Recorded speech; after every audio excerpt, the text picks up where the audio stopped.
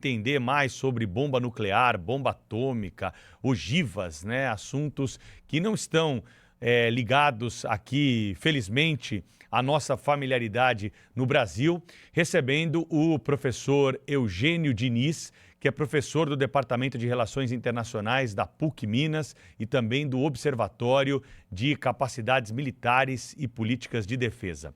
Professor, começar pelo início, como diria o poeta. O que é uma bomba atômica? Esse conceito mudou ao longo do tempo? O que o senhor pode trazer para a gente começar o nosso bate-papo aí? Seja bem-vindo aqui à Rádio Bandeirantes e Band News TV. Bom dia a toda a equipe, bom dia à audiência. Bom, o termo bomba atômica ele é um pouco impreciso, porque um armamento nuclear, na verdade, ele é um armamento cujo dano, cujos efeitos são produzidos a partir de uma explosão nuclear. Então, depende da existência de artefatos explosivos nucleares, que esses efeitos decorrem da liberação de energia decorrente da transformação do núcleo atômico. Por isso que, normalmente, então, é mais adequado chamá-los de armamentos nucleares do que propriamente atômicos. E também não são só bombas, né? Bombas são os artefatos explosivos lançados de aeronaves, mas podem ser também ogivas de mísseis. Ogiva é como se fosse a parte explosiva de um míssil, né? O termo, tanto em inglês quanto em francês, seria traduzido por cabeça do míssil, né? E que é o artefato explosivo que um míssil transporta e entrega no local. Então, essa liberação de energia por uma mudança do núcleo atômico pode ocorrer de duas maneiras. Pela quebra do núcleo atômico, que normalmente a gente chama de fissão nuclear, né, de quebra, ou pela fusão de dois núcleos, né? Então, o artefato é chamado o artefato de fusão. O artefato de fusão, em princípio, ele é muito mais potente, a liberação de energia é muito maior em termos de massa total do material que vai sofrer a explosão. De todo o artefato explosivo, ele libera uma quantidade de energia muito maior. Mas artefatos de fusão, eles dependem da realização de uma fissão nuclear, para que se produzam a temperatura e a pressão necessárias para poder realizar a fusão nuclear.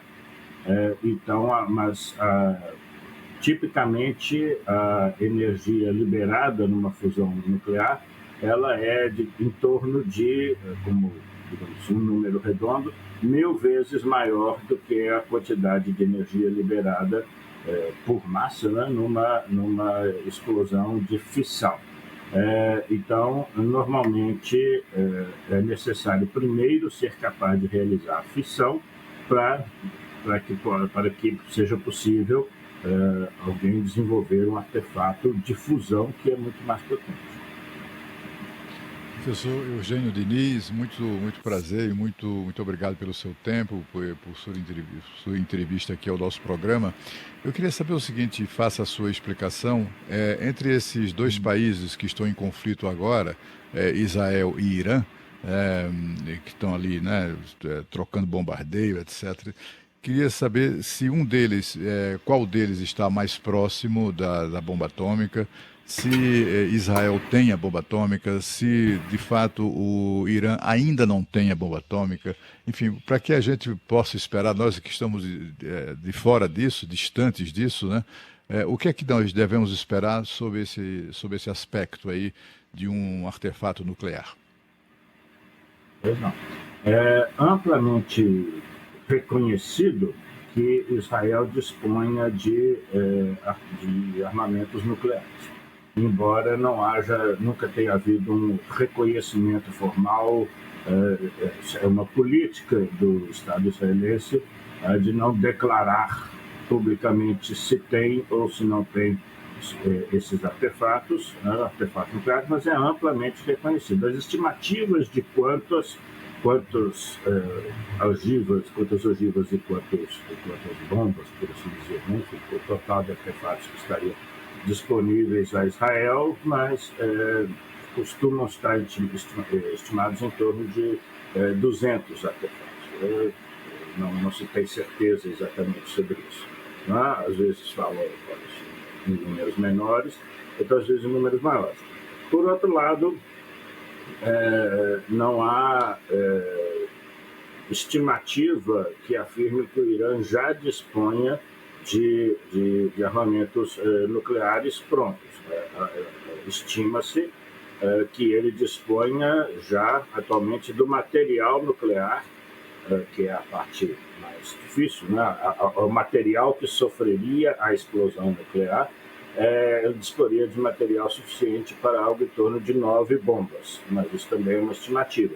Agora, entre ter o material nuclear, produzir o artefato explosivo e ser capaz de colocar esse artefato explosivo no local onde se deseja realizar a explosão, há muita coisa para se fazer. Atualmente, o que vem ocorrendo de uma semana para cá é que as instalações de produção de mais material nuclear, as instalações de produção, de fabricação de mísseis, a força aérea, toda a capacidade aérea iraniana, tudo isso vem sendo sistematicamente atacado e atingido e destruído por Israel. E não havia notícia ainda, tudo indica, ou pelo menos a notícia que corre atualmente, é que um dos precipitadores da ação teria sido a possibilidade de que efetivamente, então, da ação israelense, né, quero dizer, que estaria em curso, então, a decisão de efetivamente produzir, a partir do material nuclear já disponível, os artefatos explosivos e colocá-los nos meios de entrega adequados. E daí a importância, em termos de seus efeitos, da ação israelense de eliminar os cientistas, os principais cientistas, os líderes da pesquisa, né, e do desenvolvimento do programa nuclear, particularmente do programa de armamentos, de produção de armamentos iranianos. Então, em princípio, essas são as estimativas disponíveis por aí no mundo da informação aberta. Professor, qual que é o raio de destruição de uma bomba nuclear? Aí depende. Depende de muitas coisas. Tá? Primeiro, depende do tipo de artefato e da capacidade explosiva do artefato. Ele é geralmente medida, a capacidade nominal, vou explicar por que isso é importante. A capacidade nominal é medida em múltiplos de toneladas de explosivo convencional, de toneladas de TNT. Né? A imagem está colocada, né? O tom de quiloton é tonelada de TNT. Então, um artefato explosivo de 15, cuja capacidade nominal, né, seria 15 quilotons, é um artefato que tem, cuja explosão, se todo o material explodisse, mas isso não ocorre, se todo o material sofresse a fissão, seria o equivalente a 15 mil toneladas de TNT. Certo? É mais ou menos essa a capacidade do artefato que explodiu em Hiroshima, 15 quilotons, 15 mil toneladas de TNT. Tá? São 1.000 toneladas, quiloton. Né? Então, já um artefato de fusão tem a sua capacidade nominal estimada em megatons, ou milhões de toneladas de TNT. Né? No caso, o único tipo de artefato que os iranianos, por exemplo, poderiam ter seria na casa dos quilotons, seriam artefatos de fissão. Né? Supondo que seja semelhante à capacidade, não é essa é a capacidade nominal, porque nem todo material sofre a fissão, nem todos os núcleos do material nuclear vão ser rompidos, porque a partir do momento em que a explosão começa, eles vão se afastando e aí vários desses núcleos não sofrerão o impacto dos nêutrons e, portanto, não sofrerão a transformação, não serão rompidos e não liberarão a energia explosiva desejada pelos produtores do artefato, certo? Mas atualmente, então, por exemplo, outro fator que incide sobre o raio é a própria geografia do local onde haverá a explosão. Mas eu posso te dar uma ideia para vocês. Seria o seguinte, por exemplo, se um artefato de 15 quilotons explodisse na Praça da Sé, o efeito da bola de fogo, que é aquela coisa mais visível, né? Aquele efeito mais visível, aquele raio de fogo que vai se espalhando, ele ficaria ali bem nas imediações da Praça da Sé. Mas o grosso da destruição causada por uma explosão nuclear geralmente é pelo deslocamento da onda de choque, como se fosse o ar se deslocando com força e aí produzindo um efeito destrutivo muito grande. Isso aí, se o artefato explodisse na Praça da Sé, os efeitos dessa destruição, que é aquela que abala, que destrói os prédios, né? Claro que é o grosso, né? Ou seja, a maior parte da destruição, que ela vai se enfraquecendo à medida que se espalha. Ela chegaria aí até o comecinho da Liberdade, do Bexiga, do Brás, ali em torno, um pouquinho para lá da Estação da Luz, né? Talvez ali a Praça da República, digamos assim. Né? Esse seria, por exemplo, o alcance da destruição em termos da subpressão muito destrutiva. Note, esses são os efeitos imediatos, porque há os efeitos indiretos. Material inflamado que pegou fogo e vai ser espalhado pelo deslocamento de ar e pode transmitir, pode incendiar outro material a distâncias maiores e ir produzindo incêndios. Os ventos vão espalhando esses incêndios. Né? Os escombros na área que for destruída pela onda de choque, eles dificultarão o resgate das pessoas. O calor nas imediações tende a tornar qualquer atividade ali, inclusive de resgate, muito difícil, e a vida de quem, por acaso, sobreviver ali vai ficar também bastante dificultada. Se nessa área houver hospitais, os hospitais mais próximos estarão destruídos, enfim. Então, existem vários efeitos indiretos a partir daí. Existe a radiação imediatamente liberada, cujo alcance geralmente não é tão grande, mas no caso de um artefato de 15 quilotons, atingiria uma área maior do que a da onda de choque. E existem os resíduos radioativos nucleares, não é? Que aí sim, a matéria contaminada é muito, muito fina, que vai ser espalhada, contaminada com material radioativo que decorre da própria explosão, e ela vai se espalhar por uma área que vai depender, de novo, de quantos obstáculos haverá no caminho, de qual que é a altitude que esse material foi transportado e, portanto, do efeito dos ventos, aí é mais difícil de estimar. Professor, há uma expectativa para, enfim, em curto prazo, talvez, né, da utilização do que chamam de superbomba, né? O senhor saberá com toda certeza a denominação exata, correta, né? Mas é uma superbomba que pesa 13 toneladas e que perfura o solo e atinge até 70 metros de profundidade, alguma coisa assim, dependendo do terreno, capaz, portanto, de explodir e destruir instalações nucleares que se encontram ali no subsolo, nas montanhas próximas, nas montanhas lá mais próximas de Teherã. É isso mesmo, eu queria que o senhor explicasse. É uma bomba só?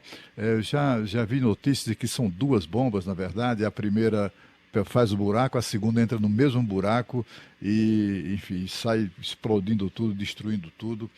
Qual o teor destrutivo dessa arma? Há uma expectativa, eles vão ser chamados de bunker buster, né? Bunker buster, quer dizer, que explodiria instalações fortificadas subterrâneas, né? Como ela é conhecida. O que acontece é o seguinte: primeiro temos que deixar claro, o emprego desse tipo dessa bomba em particular, ele só pode ser feito, até hoje, ele só pode ser feito pelos Estados Unidos, só ele dispõe desse artefato e da capacidade de entrega que costuma ser associada aos bombardeiros chamados furtivos, né, que seria o B-2. Mas tudo depende de quão fortificado está, de quão enterrado está, qual é o solo que está em cima. Não é? Então, é perfeitamente possível, vai depender um pouco das informações técnicas, que seja mais prático entregar duas dessas bombas para produzir um efeito mais imediato, ou mais danoso, mais definitivo, digamos assim. Não é? Mas não é a única maneira. Há um certo equívoco nisso aí, particularmente em função da destruição da defesa antiaérea iraniana, pelo menos da sua praticamente total destruição, da imensa liberdade de atuação que as forças israelenses têm no espaço aéreo iraniano atualmente. Seria perfeitamente possível, por exemplo, infiltrar forças que fariam a entrada por terra, pelo chão, pelos portões, ainda que arrebentando, e causar essa destruição lá dentro. Não haveria problema, não haveria dificuldade, levaria muito mais tempo. Em situações normais, isso seria muito difícil. Mas uma vez que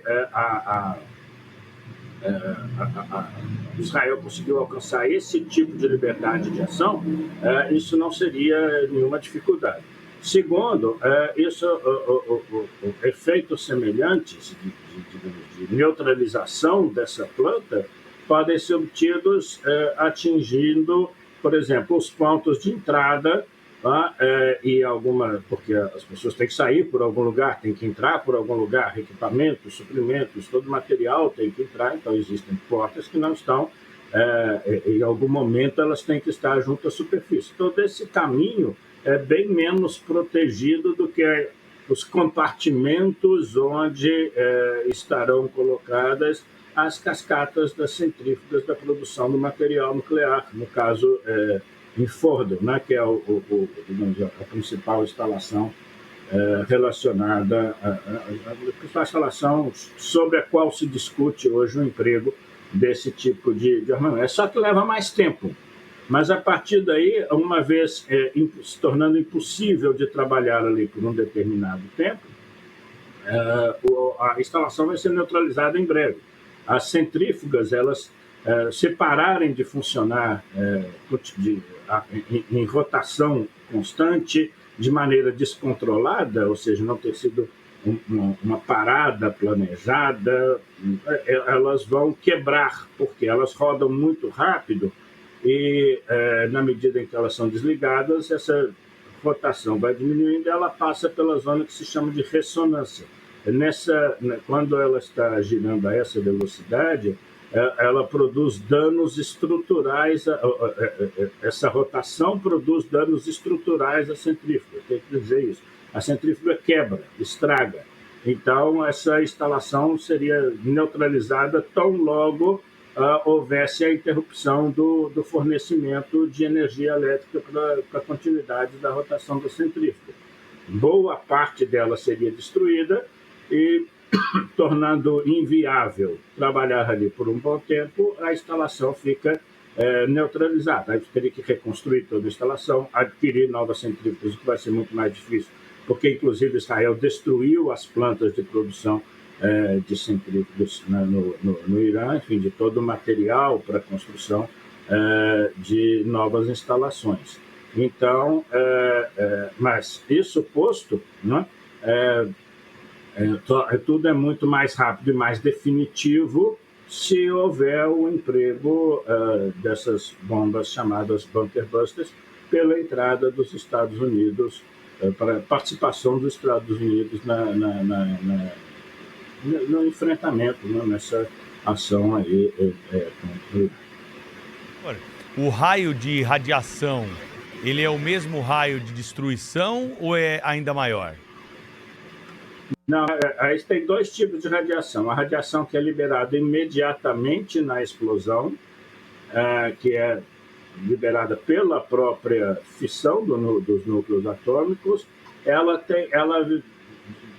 viaja, digamos assim, em distâncias razoavelmente limitadas, certo? Que são mais ou menos fixas. Então, num artefato de menor porte, digamos, um artefato como o de Hiroshima, de 15 quilotons, essa radiação imediata atinge produz danos, né? Danos sensíveis, numa área um pouco maior do que a da onda de choque, né? Essa área que eu estou falando, alcançada pela onda de choque, por exemplo, no exemplo que eu dei em São Paulo, é a área de destruição maior. Ela ainda vai um pouco, mas ela não produz a destruição de praticamente tudo que esteja ali. Mas a radiação, perdão, desculpa, estou saindo de um resfriado. A radiação direta, ela alcança uma área maior numa explosão de menor porte. Numa explosão de maior porte, ela praticamente não vai produzir dano nenhum, porque a área em que as pessoas terão morrido pelo efeito da bola de fogo e da onda de choque é muito maior. Então, e produzem as mortes imediatamente. Então, no caso de um artefato de menor porte, aí sim, a quantidade de radiação liberada imediatamente na explosão, ela atinge uma área maior. Aí ela pode produzir os efeitos que são tão mencionados, né? Ou seja, as pessoas, uma parte delas começa a passar muito mal, às vezes dá uma recuperada, mas o organismo não consegue produzir células em quantidade e velocidade suficiente para repor as que foram destruídas, e a pessoa morre. Em outros casos, a pessoa se recupera, né? Mas se a gente mantiver esse exemplo, essas são estimativas muito grosseiras, tá? É só para dar uma ideia. Claro. Porque lembra que tem que haver todos os outros efeitos indiretos, né? Em algum lugar o prédio não desmorona, mas as vidraças quebram, espatifam, e a pessoa é toda cortada pelos estilhaços de vidro, né? Eventualmente cortando uma artéria enfim, o sistema circulatório sendo atingido, a pessoa sangrando até morrer. Mas essa, digamos assim, é a área da destruição mais imediata. Agora, os resíduos radiativos, esses duram mais tempo, porque eles são contaminação de material radioativo que vai continuar liberando radiação muito tempo. Aí depende, então, da área que for atingida, das características do terreno. Se for todo no terreno urbano, por exemplo, digamos assim, a primeira chuva leva esses resíduos radiativos embora. Se é uma área rural, aquilo vai ficar ali durante muito tempo e, eventualmente, se algum animal se alimentar das plantas que tenham acumulado esse tipo de material, ele vai estar se contaminando também. E a pessoa que comer a carne daquele animal ou que comer algo que tenha sido colhido nessa área também. Se contamina as águas e as plantas vão absorvendo aquela água, ou os peixes vão comendo tudo aquilo ali vai ficar contaminado. Então, isso aí é um problema de duração de muito tempo. Por quê? Porque são materiais radiativos diferentes. Alguns deles, digamos, decairão em outros muito menos radiativos muito rapidamente, outros continuarão emitindo radiação durante muito tempo. Então, esse é um problema que é mais duradouro, né? Professor Eugênio, muito obrigado pela atenção aqui. Tenho certeza que os ouvintes, os telespectadores, assinantes aprenderam um pouco mais aí sobre esse assunto que está na ordem do dia, né? E vamos torcer para que ninguém aperte esse botão em nenhum lugar do mundo. Grande abraço para o senhor. Abraço a toda a equipe e toda a audiência. Viu?